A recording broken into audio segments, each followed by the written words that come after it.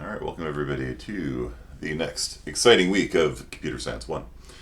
So let's do one implication to kind of get the blood flowing, see if this works. So Kasner Middle School, I should say, is a feeder school to Clovis West.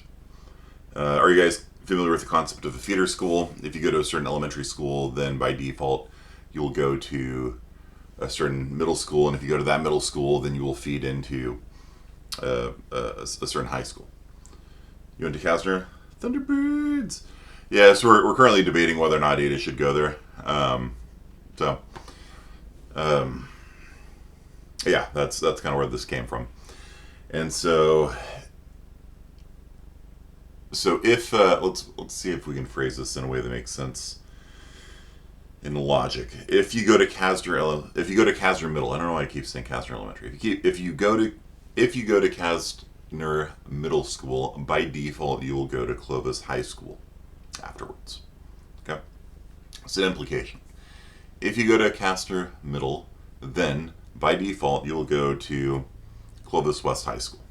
Okay, so let's say that's true. I think it is. And you find out that Nico went to Kasner. Then could you say that by default Nico at least should have gone to Clovis West High School? What do you think? If you go to Kasner, then you go to Clovis West by default. You know, obviously you can transfer or something like that, but the normal pathway. Yeah. Nico went to Kasner. Therefore, by default, Nico should have gone to Clovis West. Yep. Let's find out the spoiler. He went to Clovis West. All right. Well done. Good use of logic, everyone. A little bit of a priori reasoning there. Now, let's say that you have my friend Bob, and you know that Bob went to Clovis West. Using the logic that we just said earlier, if you go to Kasner, by default you go to Clovis West. We know that Pablo went... Did I say Pablo or Bob? I don't know. Let's say I have a friend Pablo, which is true. And he's always amused the fact that I use him in these examples. Pablo, yeah. Nico knows Pablo, right? Right, Nico? Yeah. He's not some hypothetical person. All right. So let's say that we know that Pablo went to Clovis West. Can we deduce from that by default Pablo went to Kasner earlier? So what we know is that if you go to Kasner, by default you go to Clovis West. I'm telling you that Pablo went to Clovis West. Can we conclude from that Pablo by default went to Kasner?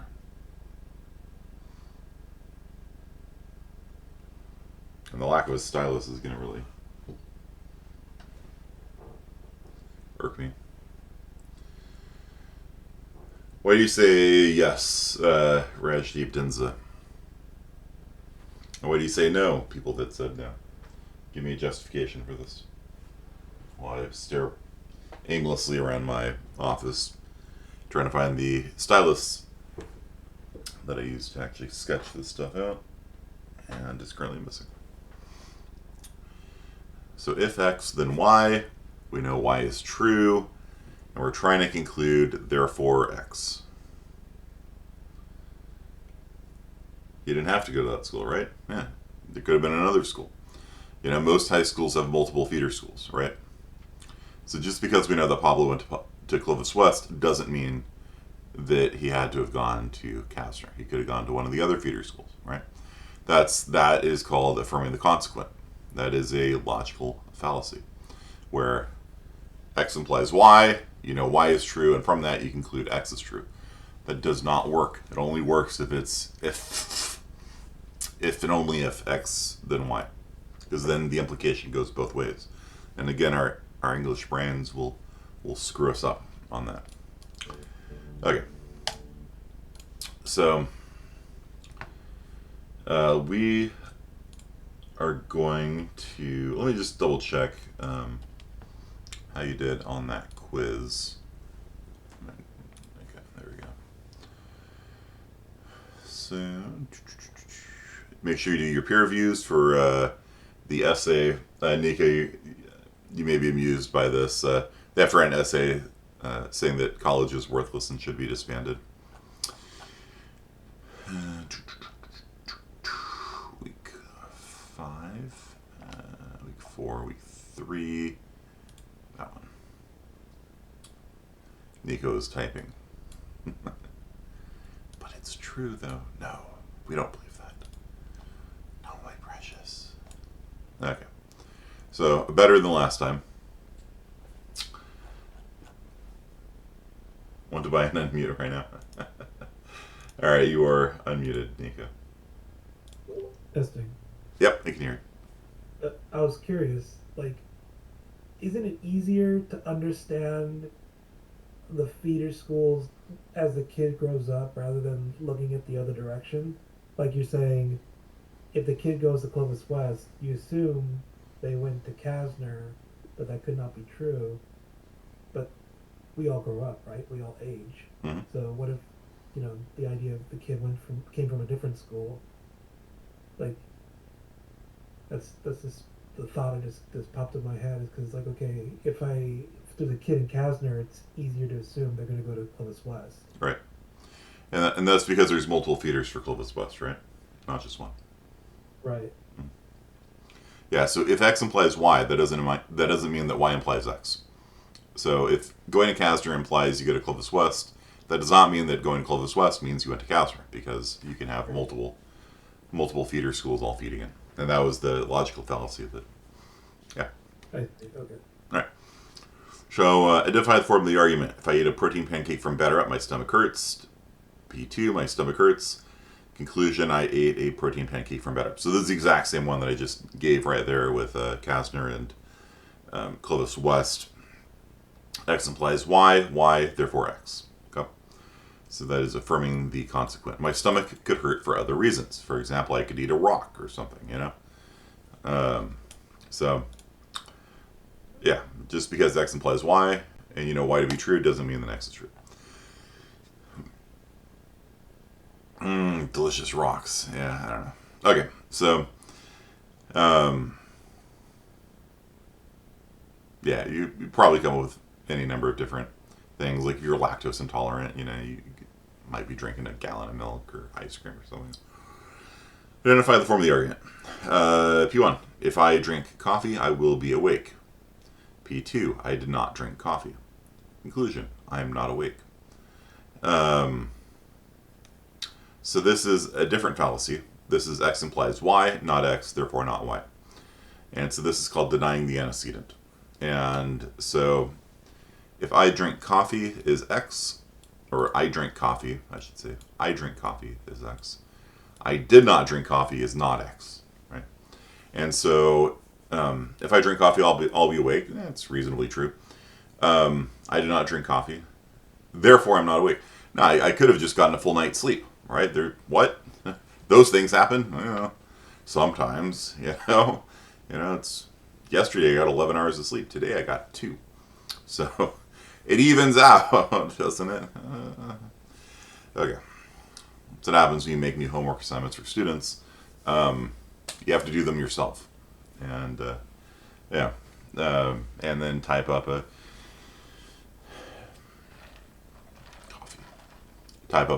assignment thing and come up with a grading scale and all that kind of stuff. Okay. But don't worry. I'm alert and lucid, and I'm sure I know what I'm talking about. Okay. So you guys seem to be doing good on that. We are timing to move on to the next subject. Yay. Okay. So we are going to be now talking about social issues in computer science. And in order to talk about that, we have to first talk about ethics. Okay? Because you can't say something is right or wrong. I mean, you can, but it's not really very productive to say, well, something is wrong, like Facebook is morally wrong, unless you actually define what it means for something to be wrong. Did wallpaper engine crash? Look at that. Look at you go. All right. Yeah, there we go. Now we're alive. Okay. Um, so what does it mean for something to be right and wrong? What makes something right and wrong? All right? You know how 2 weeks ago we talked about what is truth? What does it mean for something to be true? Now we're going to talk about another giant, huge, you can take a whole semester on this subject in philosophy. What does it mean for something to be good? Yay! Yeah, so define it for me. Tell me, what makes something right and wrong? What makes something good? And since I can't find my stylus, I will do this on Microsoft Word. A product by a company that never does wrong.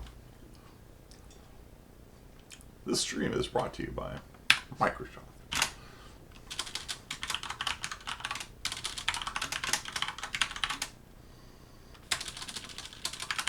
We do what we can because we must. It's actually aperture science, but who knows the difference? Oh, yeah, okay. So we could have like a consensus theory of morality, sure. Group accepted morals. Okay.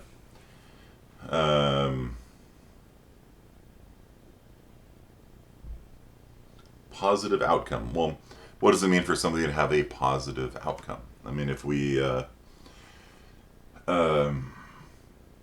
eliminate locusts, drive a species extinct, is that a positive outcome? I mean, locusts are pests, right?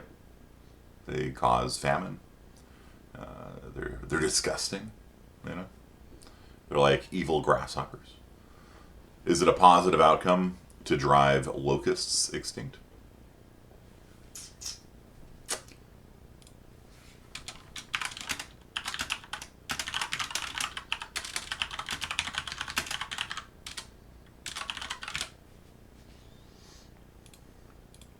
Thanos, anyone? Yeah.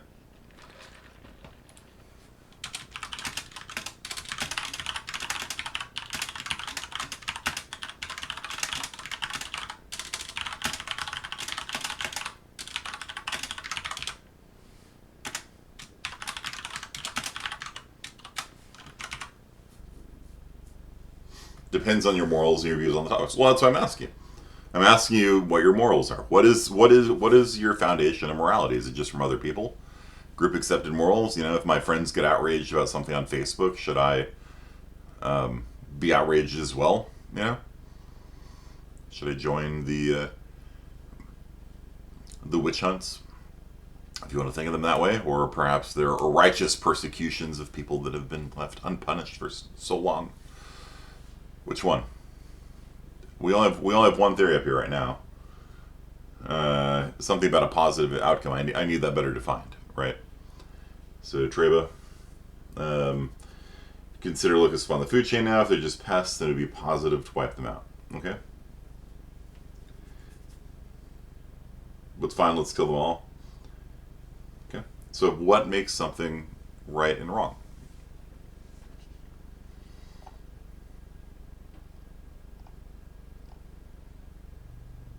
Credibility makes it right and wrong?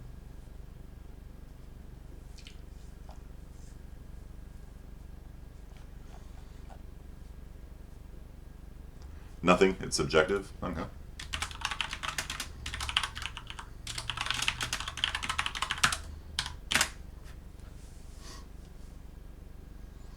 But surely, Epicurus, you'd be upset, if somebody broke into your house and stole your stuff, right? Like, even if you think morality is subjective, there's certainly some acts to which you would object, right? And if not, let me know what kind of graphics card you have, and okay. Society makes things. Society. Everybody has the same basic morals. I don't know if they do or not. I mean, if you get it from society, societies have different morals, you know.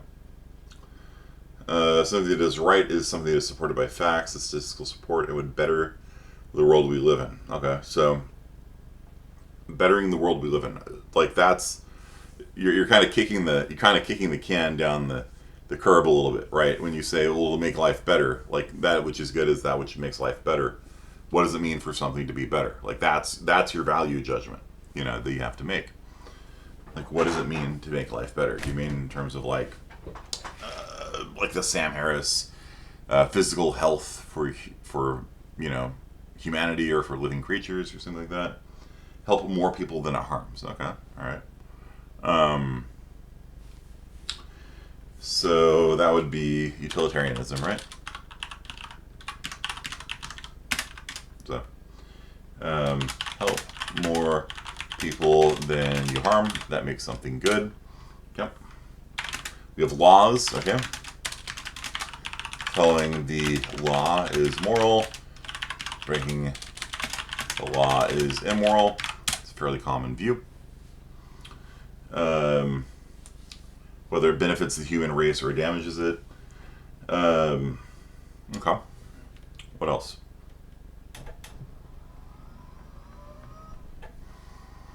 I mean, there's one really obvious answer here as to what makes things right and wrong that I'm surprised none of the religious people here have mentioned.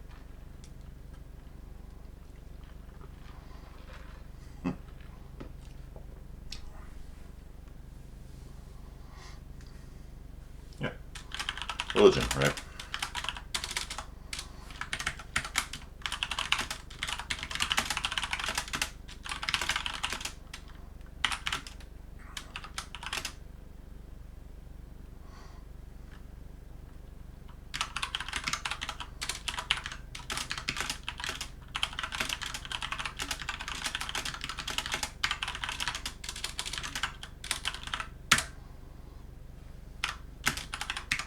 Traditions, okay.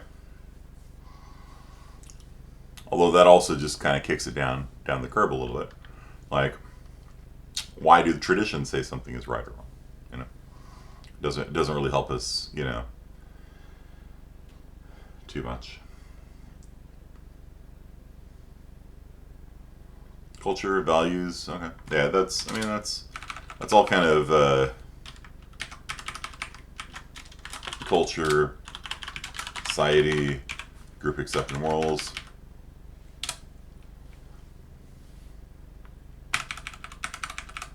Yeah, we could probably tradition, probably lump all that in there as well. All right. What else? All right. What about what makes something right or wrong? Is it the outcome of the act or is it the intention of the act? What do you think is more important?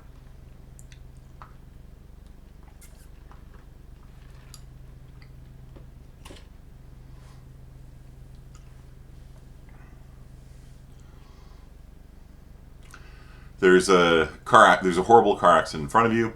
Person's lying bleeding on the ground.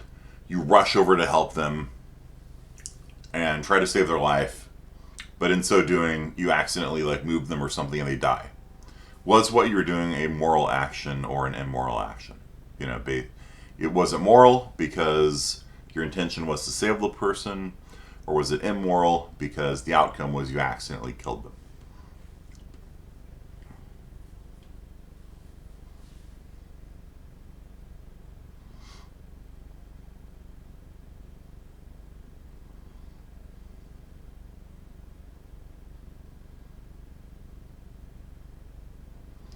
Does it depend on the situation or scenario? I don't know. Like, you know, I love philosophy, so I can come up with scenarios left and right. You're a janitor at the State Department. This is actually a question that I posed to my pastor when I was in high school. You're a janitor at the State Department. You're cleaning the building as you're supposed to do. You accidentally hit a giant red button, and you cause a nuclear exchange with Russia. Was that act moral or immoral? If you believe in consequentialism, um,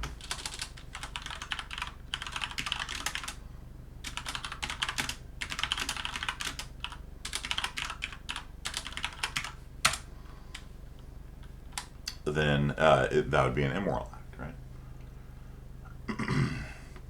Isn't there a law that prevents somebody from being pursued legally? Yeah, it's called the Good Samaritan Law. Mm-hmm. And it's for exactly that reason. Because without it, people, like, our society is so, what's the right word? Lawsuit happy, right? That if somebody was dying, people would just be like, no, don't touch him. You're gonna be liable, you know? And they just let people bleed to death because, you know, and to be fair, it's a real risk. You know, it's one of the reasons why colleges are so risk averse, right? Like why colleges sent people home very early in the pandemic, right? It's because they don't want to be sued, really. So, you know, you can you can make an argument that maybe there's something wrong with how we structure lawsuits and liability laws and things like that in America, but it being what it is, like a good Samaritan law was probably a good thing on the books. Yeah. So what? It's a good question. What happens if you try to save somebody from killing themselves?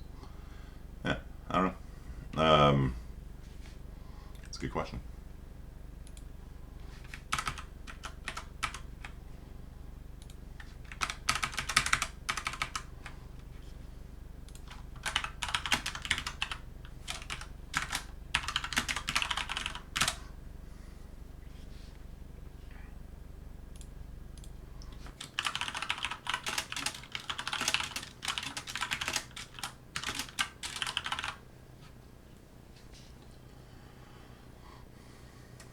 Okay, the law shields people for civil liability when they act in good faith, not seeking compensation to render emergency medical or non-medical care at the scene of an emergency. Okay. No person who is in good faith, not for compensation for any civil damages resulting from any act or omission. The scene of the emergency shall not include emergency departments and other places where medical care is usually offered. This subdivision applies only to the medical, law enforcement, and emergency personnel specified in this chapter. So if somebody crashes into a car, providing light medical care to somebody who falls out of a seat, dragging somebody out of a lake and performing CPR. And so it protects you from both direct damages and punitive damages. It also doesn't protect you from criminal liability. So if you commit a felony in the process of saving somebody's life, it doesn't protect you from that. In contrast, criminal liability is extended to persons in possession of drugs if they seek medical help if a person is ODing. Okay. So,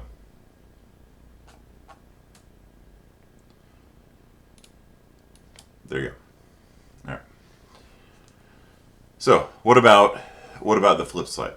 What about the intention? Like, if your intention is good, sometimes people will argue we have a duty to do what is right, even if it causes a bad outcome, right? So, for example, if if you see that car accident and somebody's damaged, and you got to do your best to save the person, regardless of the fact, when you did try to help them, oops, they died, that,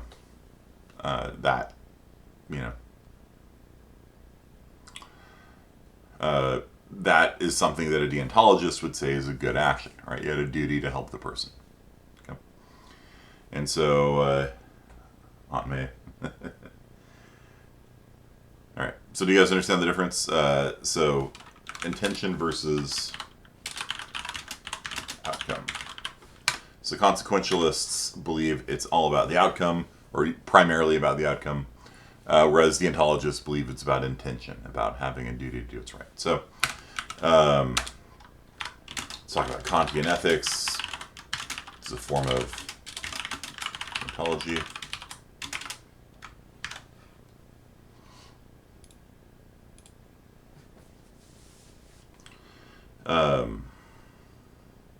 Kantian Ethics is an L. You must act in such a way that your actions could be universals. Let's give it as a file called Microsoft. There we go. So, Nico's not here anymore. So let's say that Nico and I took a Japanese class together. Let's see, Nico's gone. Okay. Not Anthony v. Nico. Yeah, the Nico that was here earlier. And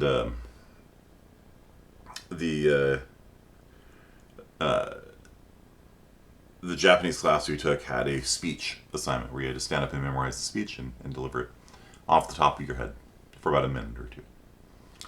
And this one girl goes up, and she's so nervous she sort of just flubs, her speech. And the teacher takes pity on her and says, "You know what? Just go home, prepare over the weekend. I'll let you do it on Monday." The girl's like, "Oh, thank you." She sits down. And so Nico says, "Oh, I would like to do mine on Monday as well." And then, because Nico said that, all the rest of the class said, "Oh, yes, I would like to do mine on Monday as well."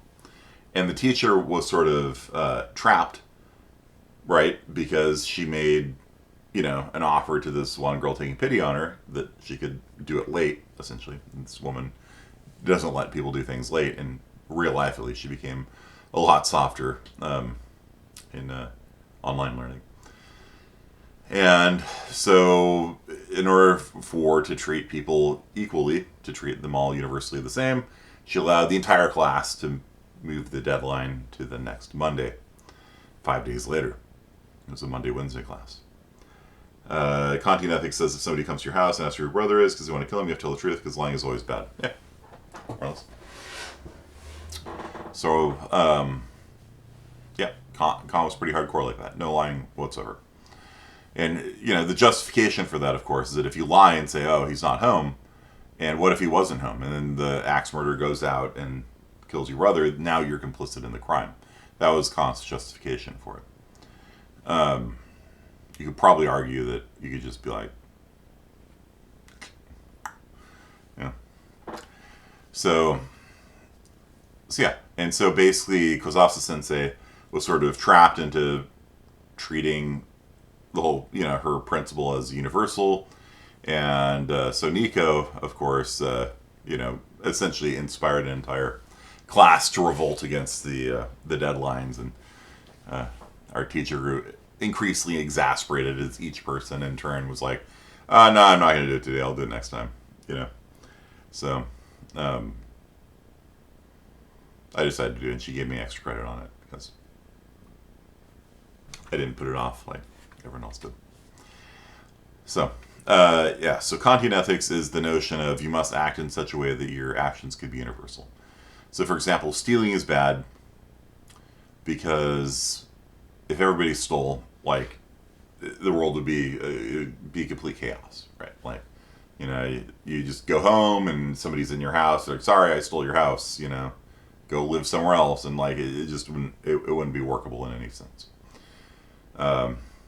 Murder is wrong because if everybody murdered everybody, then there would be no people left, or maybe there's one person left, right? And then when that person gets old and dies, there's no more humanity. So you could sort of look at every action from the lens of like, well, what if just everybody did it, and so that sort of process, which is called the categorical imperative,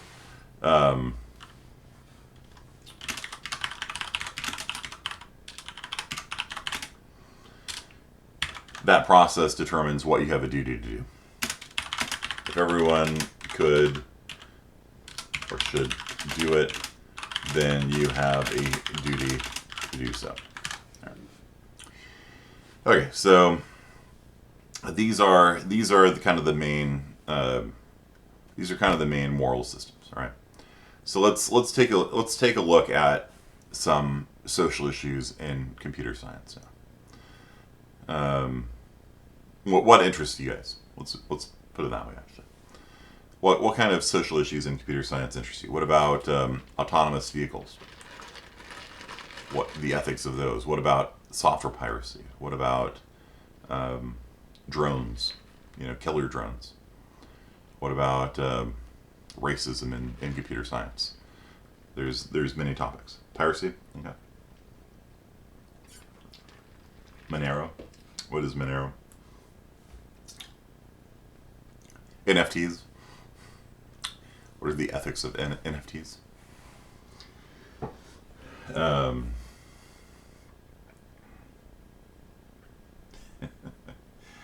uh, North Korea apparently has been funding its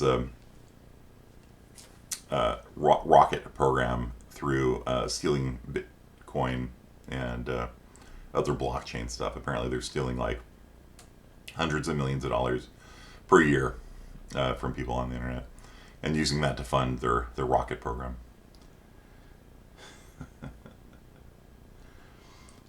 The ethics of NFTs are sus. Please do not screenshot, guys. The blockchain does not go. Yeah. I love spending my life savings on images that I could just screenshot for free. Yeah. So, all right, now let's talk about that then. Okay. So, first of all, what is an NFT?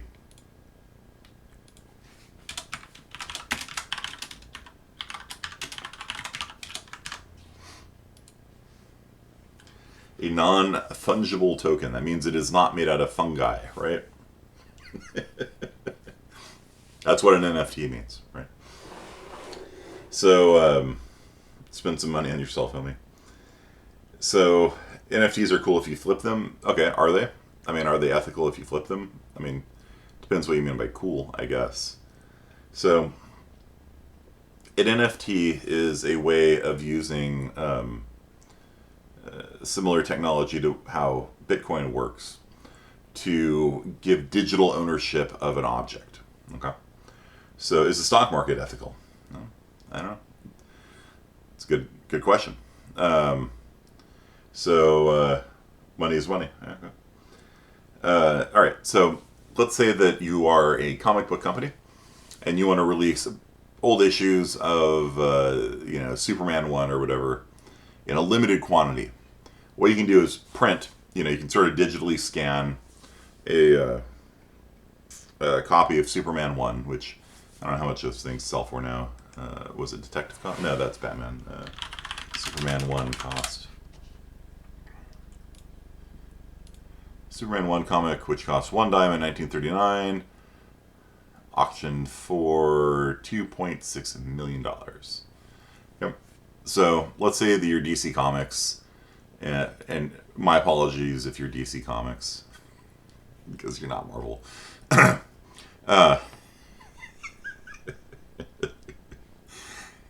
And you want to make some money because your movies have been not doing as well as the Marvel cinematic universes.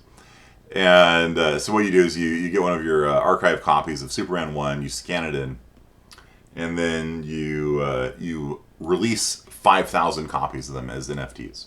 Okay? And you sell them for $1,000 each. Okay? So you just made some bank, right? And the people that own those comics can read them, right? And then they can also sell them. So people will buy them because they are a limited quantity item. The whole point of an NFT is that you actually own your personal copy of it. And despite the fact that anybody can get a scanned copy of Superman on the internet, you can no, don't screenshot it. You're violating my NFT. No. Despite the fact anybody can presumably find a pirated copy of Superman 1 on the interwebs, these are officially released copies by DC Comics, and then you can resell them. And so people will have like an app, and the app lists all of the NFTs they have, like 3D artworks and comic books and things like that. And then you can buy them and sell them. I don't know why people would buy and sell them when you just buy the scanned copy, but they are. It's a thing right now. There's a lot of money being traded in NFTs right now. So, nice. That's hilarious. So are they ethical? Let's take a look. So, tradition's going to have trouble with this one, right? Because this is a new thing, right? There's no NFT before like a couple of years ago, right? what about culture accepted morals? Is it, a lot of this NFT stuff is like speculation. Like people will give $1,000 to DC Comics on the premise that it's going to go up in money, right? Because there's only 5,000 of them, no more. So if somebody wants to own it, they got to buy one from you, So that's speculation, right? Does our society accept speculation, like putting money down, hoping that the value goes up? What do you think? It's like the stalk market on Animal Crossing. You buy a turnip, and then a week later you find out how much your turnips are worth. It might go up, might go down. Yeah, I would say so. Like our society, for better or worse, puts a lot of worth on the stock market, right? Like it's considered sort of the go-to place to put your retirement money, right? Like when you work, you get cash, and then you're supposed to take some of that cash and like set it aside for later. The trouble is, if you put it into a bank account, banks pay you currently zero, right? Or very close to zero. It's like some asymptotically approaching number of 0.00001% interest, or something like negligible like that. And so if you want to have your money grow over time, you can't put it into a bank anymore. You used to be able to do that. You used to have a savings account or whatever, and now it's zero, essentially, for all intents and purposes. So if you want your money to grow, kind of the default thing to put your money into is the stock market, right? But the stock market kind of goes up, goes down, goes up, goes down over time. It's kind of gone up more than it's gone down, and so it's considered a good investment. So perhaps NFTs apply under that, or maybe not, because they haven't been around as long as the stock market has. What do you think? It's amazing. If you don't know who's getting scammed, you're getting scammed. Animal Crossing, turnip stock market. Tell me what stocks are. Yeah. Stalk market, right? It's STALK. Stalk market, right? Isn't it?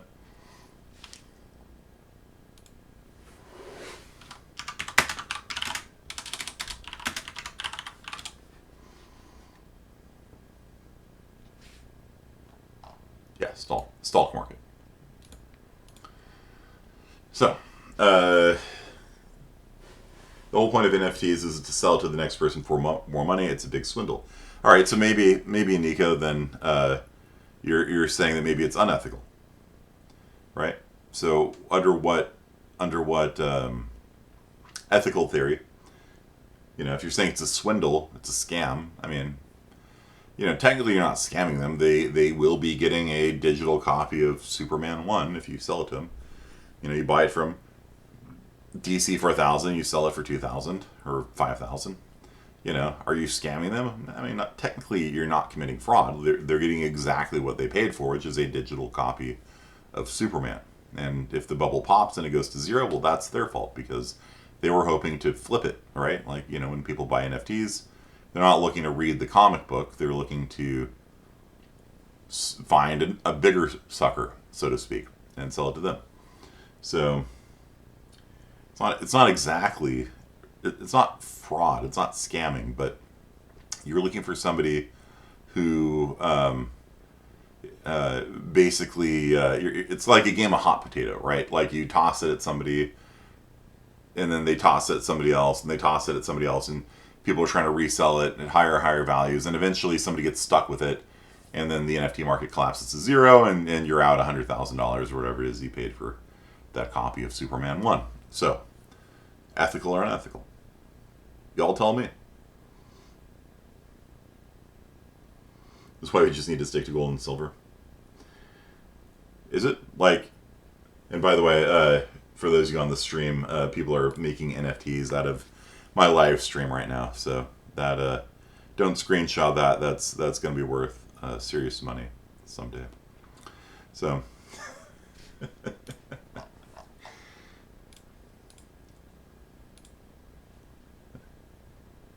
Yeah, there you go. So you got all sorts of NFTs floating around now. So how do you justify the notion that it is How do you justify the notion that it's ethical or unethical? What do you think? I mean, are you helping more people than you harm? I don't know. Like, I mean, I think you're helping yourself and you're harming somebody else. Whoever it is gets stuck with the hot potato at the end of the thing when it collapses, you know. Need more information about NFTs. Basically, it's a way of having digital ownership of something that kind of doesn't make sense to have any digital ownership of. Like this image right here, like how do you own it? You know what I mean? Like anybody can screenshot this and make an NFT out of it, right? So how do you own it, right? And digital ownership is a tricky question, right? How do you like? What does it mean to own it? Do you have the rights to distribute it? Do you have the right to put this into a book? No. You just screenshotted it. You know, like there's no ownership that comes with it. If you buy one of the copies of Superman 1, do you have the right to run off additional copies of it? No, you don't. You have the right to read it. Okay. Well, so does anybody who can find a pirated copy online. So maybe the piracy is the problem. You know, maybe the fact that anybody can pirate it, that's the problem, and maybe NFTs are the only legal way that you have to read, Superman 1. I don't know. You tell me. I'm not giving you guys answers in this class, by the way. Tell me, did God command you not to do NFTs? No, probably not. It's not in the Bible, I don't think. It does have prohibitions on usury, on loaning money at interest. I don't know if that applies or not. It's a virtual collectible. Yeah, yeah. And they sell like 3D models and things like that. Like a friend of mine spent $50,000 on a Disney NFT.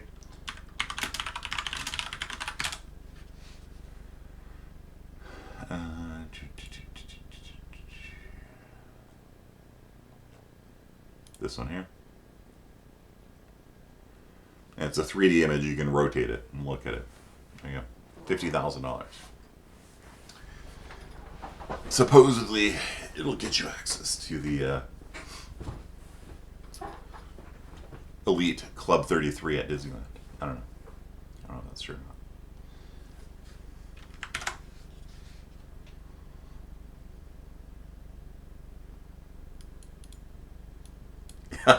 And they're doing loot boxes too. Look at that. That's amazing.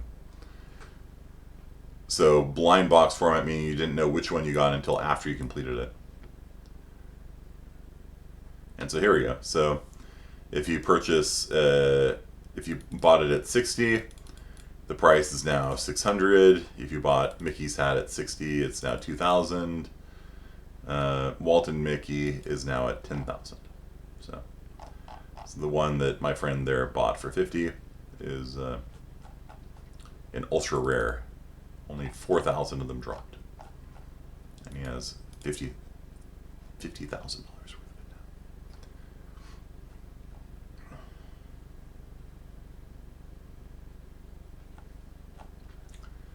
So is it ethical or not? We got a few minutes left in class.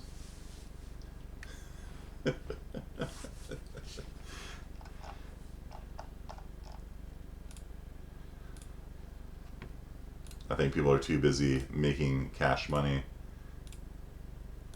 making these NFTs to answer the question.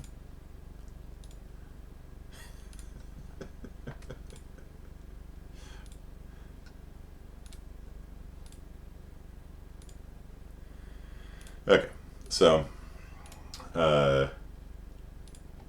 it's ethical. Okay, under what justification? Following the law, it's moral. What if everybody bought and sold NFTs? I think it actually, under Kantian Ethics, I think it would be fine. If everybody purchased NFTs and didn't pirate anything, then you'd have sort of a system of digital ownership of things. I don't know. It seems fine. I have an announcement to all my competitors: stay in your lane. Yeah, but I mean, to those of us that kind of look at this thing as like a bubble or a scam or something, it's like there seems to be something shady about it, even if we can't put our finger on it, right? And maybe it's because we have this sort of like implicit sense that it's a bubble, right? That at some point people are just going to wake up to the fact that they have no inherent value, and the values of them will plummet to zero, kind of like the tulip craze, the tulip mania in the Netherlands.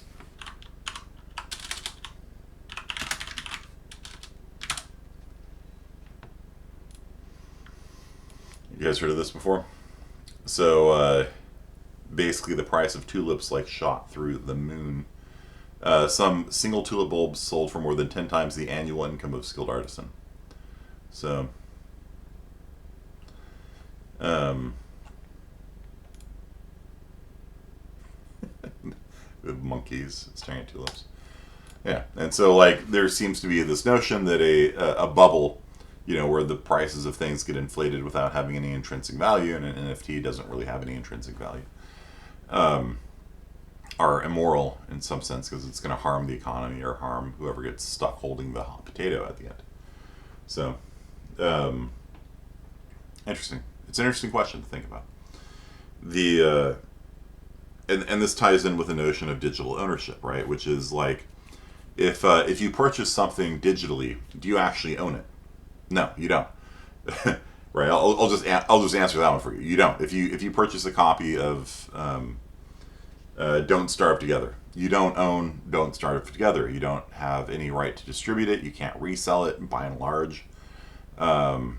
In Europe, I think they allow reselling of keys, maybe, but maybe not. I don't know. I'm not familiar with European laws as much as America's.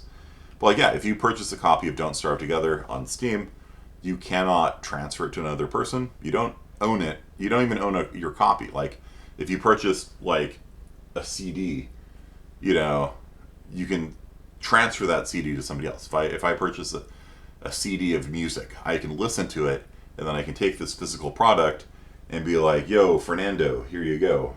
Take this CD," and he hands me $5, and then he could sell it to somebody else. When you do all these digital downloads from Steam and things like that, you can't transfer ownership to anybody else. With NFTs, at least you can. So maybe they're more ethical in that regard, because if you anger Steam, they could cancel your account, right? And then your account's kind of worthless, right? You got 1,000 games on Steam and they cancel your account. Well, what happened to all those games I bought? Oh no, you didn't buy them. Right? Like there's no way we would accept people doing that for books, right? Like we don't allow people to come into our house and take books. Oh no, you angered Amazon. We're going to take our books back. Like we don't allow that with physical property, but we do with digital. And there's something a little bit shady. If you want to refund the game on Steam, both people have to submit a request for Steam. I think there's like a 2-hour grace period or something like that. Like if you launch the game and it like doesn't run, you can refund it if you haven't played it more than 2 hours, something like that. Yeah. But I just mean in general, like you play a game and you're like, all right, that was fun. I beat it. Let me sell it to Nico, right? Can't do it, right? Because you don't actually own it. It's not even clear what you own, because the companies selling you these things don't really want to make it clear what you own, because it benefits them that way. You know what I mean? Like, what exactly do you get when you hand them money, right? What is actually being transferred to you? Is it a license to play the game? If it's a license to play the game in perpetuity, then they can't revoke it from you. Even if they catch you cheating in a game, which is usually the case of why they ban most accounts, just because they don't allow you to play on the online game doesn't mean that they have the right to revoke your license to play the game in perpetuity. Right? So, for Battlefield, they allowed you to refund it with 200 hours. That's hilarious. Yeah. And so, do you own a copy of the game? No, because if you owned a copy of the game, then you could sell it to other people. you don't have that either. So what do you have? It's unclear.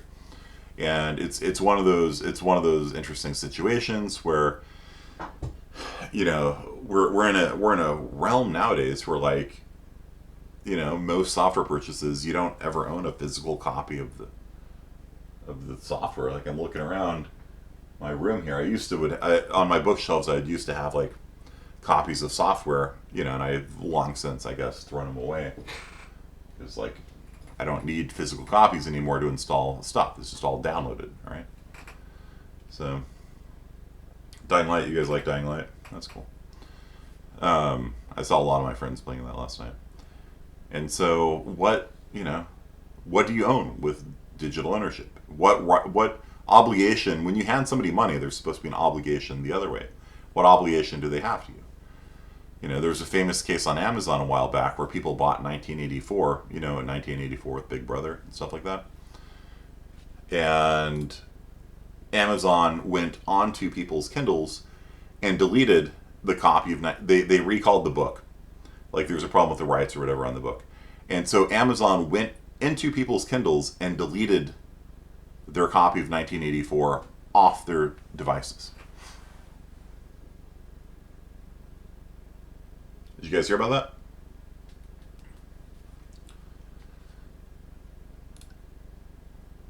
I think Amazon promised to never do it again. And it's also highly amusing that the book that took place with was 1984.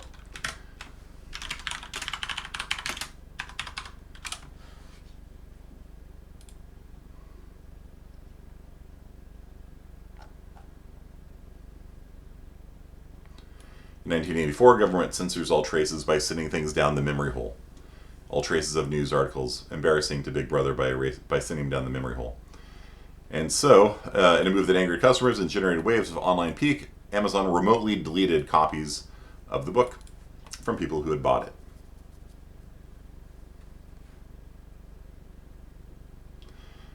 It's because the person who sold it didn't have the rights to it. When we were notified by this by the rights holder, we removed the illegal copies from their devices, and they gave him a refund. How nice! Right.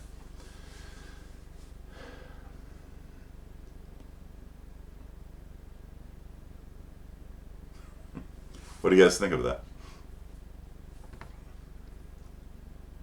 People are talking about Dying Light now.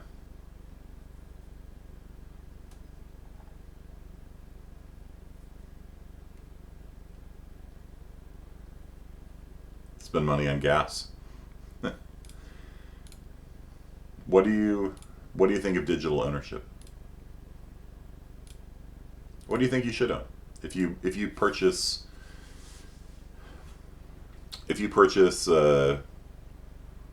Rock Band on a PlayStation 4, how long do you think you should be able to play Rock Band for? Answer that question, you can leave, because we're already over time. What's fair? Like, if you purchase Madden football, how long? A lot of these games require a server to connect to. Like, if you try to play Assassin's Creed Valhalla, and my router went down, I couldn't play the game. It's a single player game. You can't play it unless you're connected to their servers. And so they take the servers down at some point. So how long do you think a game should keep the servers up for? Forever? Wait, what? On what? You own the game forever? As long as you own it? Yeah, except you don't, because I've played games before, like even just cheap PS3 games that have long since, like, we're talking like the servers for them were shut down years ago. You can still buy the game on the PlayStation Store, but when you try to run it, it's like connecting to server, connecting to server, connecting to server, and the servers aren't there, and you can't play the game. You hit cancel, and it's like, bloop, quit. I'm like, what did I just pay money for? I've got the game on my PlayStation 3. I can't play it, though, and I just spent money on something that's literally unplayable, right? Not, sarcasm, literally unplayable. It's actually literally unplayable. So what am I getting? What value am I getting from the company, right? So what do you think? How long should Madden keep the Madden 2020 servers up for? 2030, 2040, 2050? What do you guys think? forever? I mean, it costs them money to keep it up, right?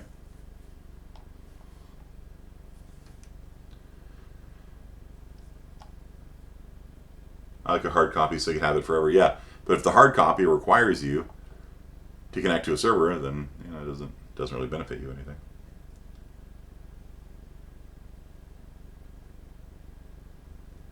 Recently, a lot of old games have been getting their servers shut down. Halo went down, yeah, until the player base is gone. Okay, but I mean, some companies like EA will aggressively shut down their servers to force players to buy the new version of the game.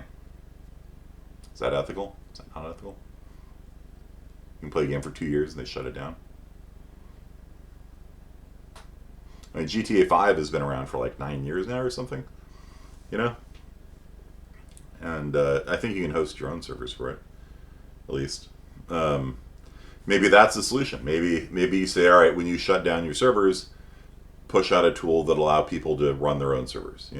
Maybe that's the solution. I don't know. There's currently nothing in the law about anything. Like, you can right now go out there and buy games that you can't play, and that is not right. Because every time you make a transaction is supposed to be beneficial to both parties. All contracts should benefit both parties. And currently, you can just hand people money and you get something that's useless, right? And that's something that I think we as a society need to address. Anyway, we're already over time, but I hope you guys enjoyed making NFTs today, at least, and start thinking about these terms in terms of these ethical theories.